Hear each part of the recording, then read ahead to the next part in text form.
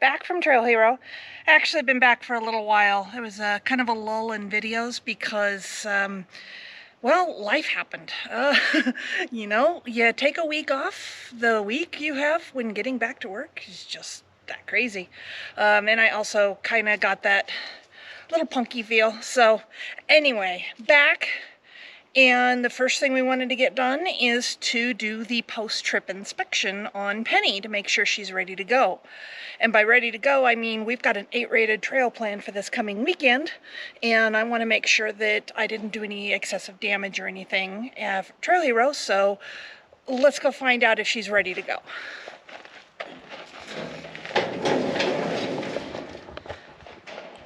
There she is.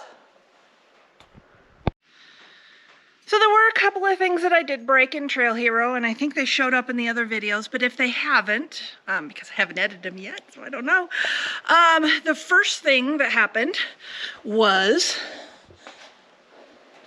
this came loose and slid all the way over here, which meant I was not able to turn my tires to the left. Check this out.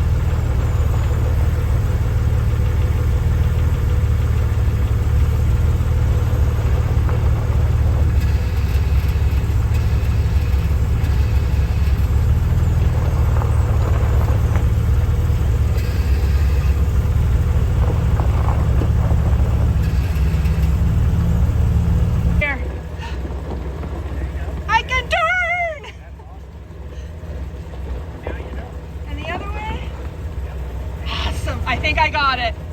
So I was able to keep on wheeling for the rest of the day, or rest of the week, and I basically was watching this line right here, and it was about a thumb pad's width away from that line. I noticed it moved still, a little bit in, a little bit out. I was checking it every morning and sometimes on the trail. And it seems to be stable now. It seems to be locked down pretty well. But it's known that these things like to slide around. Now, I got a ton of suggested fixes for that. We talked about tack welding, which, of course, with aluminum to steel, that could be all kinds of fun. We talked about tacking out here. We talked about using the barbed clamp that goes up here. Lots of options expressed in that regard, and we're probably going to go with the tacks on either side, but we're also thinking this winter we're going to also go ahead and replace the tie rod with one that's slightly longer, just slightly, to get more of these threads inside the tie rod so that the tie rod end is a little bit stronger and a little less subject to the bend that I encountered on die trying. So not in an intense rush to fix this if this is going to get replaced. We also noticed some very interesting marks inside the stub shaft and the knuckle here, and there's one down there, that really make it so that it looks like we've got some contact going. Now, of course, this is set out right. We think that these marks happened when the clamp slipped and things were just able to turn far tighter than they should have ever been allowed to turn, at least to the right. To the left, of course, it wasn't turning very well. So another option is I may have landed on it coming down some of those steep slopes. Anyway, it's something we're just going to watch and see if it continues to happen. We know that this is making contact because you can see the paint has been rubbed off there. So we know it's hitting the stops for the steering, but why that's happening, we're still a little unsure on. So I'm running a Moore skid plate system, at least on the front here, and we've already fixed it, but this side, you'll see there's a slot here where this bolt rides up and down. This side had dropped all the way down to the bottom. We hammered it back up, and so it's in the correct place. But the reason it was allowed to slide was I lost this bolt. This bolt's in the skid system, and I didn't notice it until I put her on the trailer. I I've been looking underneath her every day. It must have happened on my last trail because it didn't really, it wasn't, I didn't detect it at all when I was doing my morning inspections on her, even the morning of Plan B. So somehow this bolt must have gone. This bolt, I'm hitting that on rocks. You may notice it's kind of mushroomed. So it was hard to check and see if this one was tight, but that is the nature of these types of bolts being on a generally flat skid system. So bolt replaced, and we're good to go there. Oh, we got a drip. Actually, we know where it's coming from, and given she's on the lift, it's hard to really show, but it's coming from up there, and I noticed it here as well. Whoop, like right there. It's SWEPCO. There's one fitting right below the master cylinder that looks like it's weeping a little bit. So we just need to figure out how the heck to get a wrench on that and get that taken care of. But the weep is really, really slow. And so she's maintaining good levels. I checked her levels several times throughout the week. Never had to add any. So the amount she's losing is quite low. Checked out my drive shaft ends and U-joints, made sure all the caps were still on, all the spring clips were still on. There is some damage here from hitting rocks. That's just probably bad driver and me. And there's some damage right here too, a little scraping. You know, it is what it is, but I checked all of them throughout, front and rear, and all of the spring clips are in place, all the caps look tight, drive shafts and U-joints, all good to go.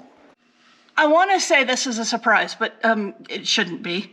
Because of the excessively long brake lines that you may remember we had to loop up underneath it, parking brake lines, if I should be so specific.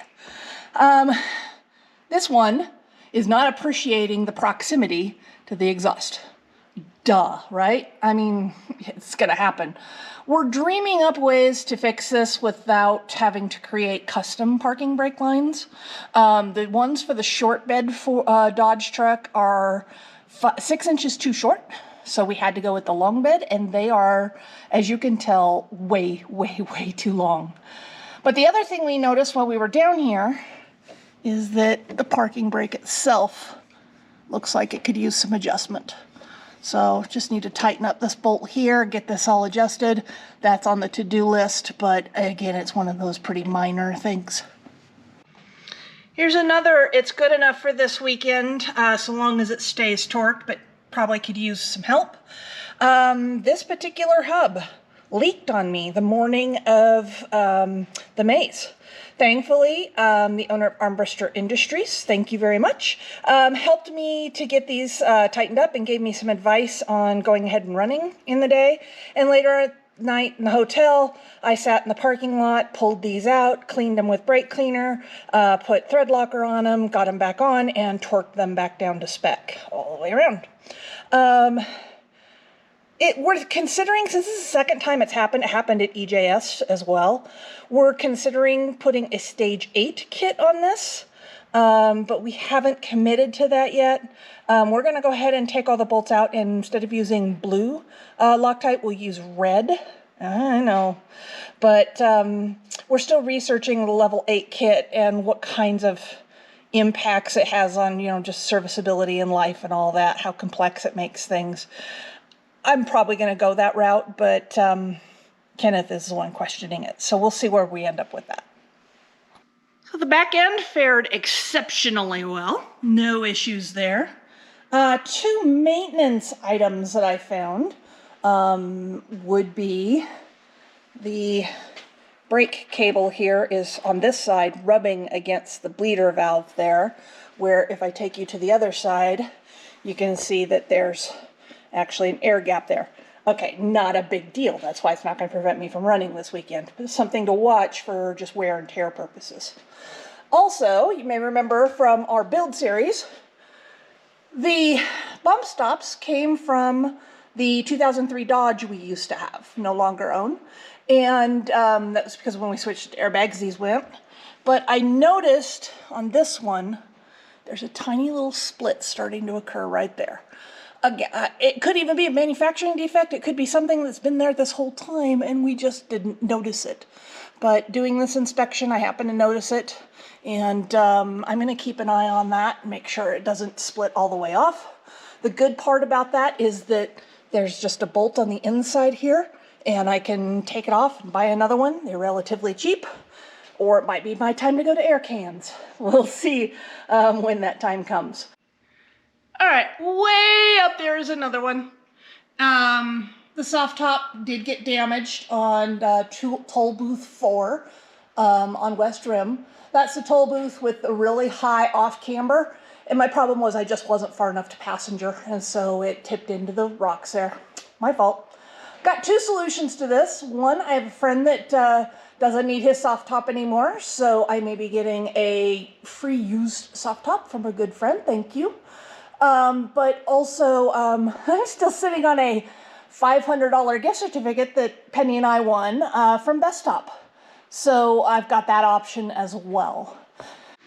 So what you just heard is probably a large part, but definitely not all, of what we're going to be doing to Penny this winter. Penny is not going to be the channel's focus this winter. We've got 2 other rigs that need to get some shop time here, and this would be the first winter in like 3 or 4 consecutive winters that Penny hasn't swallowed this shop all winter long. We're looking at getting that TDI swap going on the Squirrel. And also Roy, who's currently working on his tow pig right now at his house and hasn't been recording it, he's got the other MJ that he wants to start turning into a rock crawler with an exo cage and all that fun stuff. So we've got those coming. We've got the M715. We've got a couple other really cool projects coming. Penny still needs to finish phase 4. I went to Trail Hero without phase 4 being completed. Building the shopping list for the rest of the parts. One of the main things that I want to do is that bumper is going to go. Nice bumper, Bestop, but it sticks out way too far. And Kenneth and Roy and I have been watching some videos and coming up with some ideas on fabbing. Nate from Dirt Lifestyle made a custom TJ bumper on his brother's TJ that we're not going to copy, but there's a lot about that we like. So we'll be going forward with that. So that's going to be a fab project for this winter as well. But to close us up, I went to Trail Hero by myself, and Penny and I took care of the fixes that needed to be fixed. The slid ram and the hubs, the hub leaking hubs. We got it done. I did all the trails that I set out to do. I even did some extra ones I hadn't intended to do.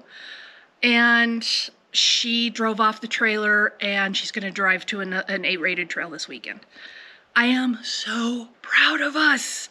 We did such a good job.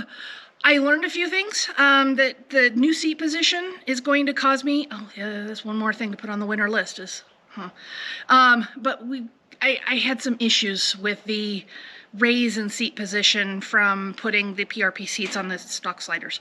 So we're gonna have to figure that out, because I think it stepped me backwards in terms of skill level, and I'm not really fond of that. So on the to-do list to fix, but we'll go from there. Thank you for watching, and we'll see you on the trails.